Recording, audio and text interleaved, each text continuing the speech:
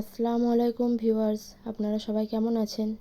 আজকে চলে এসেছি সকলের পছন্দের একটি খাবারের রেসিপি নিয়ে, চিলি চিকেন। তো চলুন এবার শুরু করা যাক। প্রথমে আমি এখানে 1 কেজি পরিমাণ চিকেনটা ভালোভাবে ধুয়ে নিয়েছি।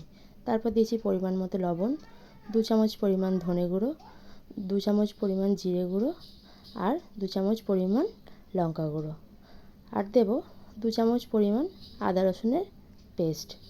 তারপর এখানে আমি কিছুটা কর্নফ্লাওয়ার নিয়ে নিয়েছি। তারপর দেব 2টো ডিম আর কিছুটা পরিমাণ সর্ষের তেল, আর কালারের জন্য দেবো একটু কাশ্মীরি লাল লঙ্কা, আর দিয়ে দেব কিছুটা সয়া সস আর আধখানা পাতিলেবুর রস।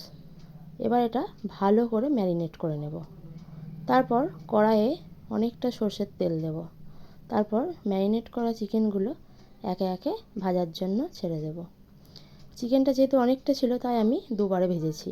আর চিকেনটা ভাজার সময় গ্যাসের ফ্লেম একদম লো করে দিতে হবে, যাতে চিকেনটা ভালোভাবে সেদ্ধ হয়। তো চলুন এবার সবজিগুলো কেটে নেওয়া যাক।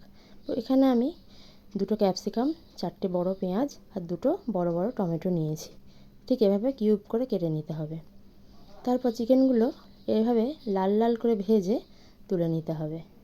এবার আমি ওই একই তেলে ফোড়নে দেব 7 থেকে 8টা রসুনের কুচো। তারপর কেটে রাখা পেঁয়াজগুলো দিয়ে দেব।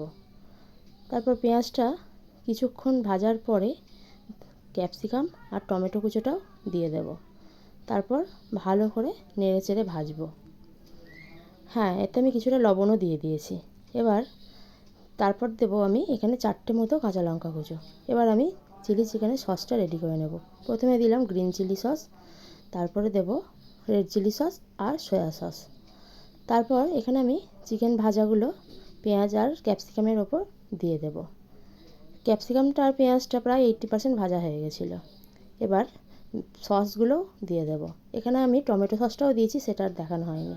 আর উপর থেকে সুন্দর দেখানোর জন্য কিছুটা সাদা তিল ছড়িয়ে দেব।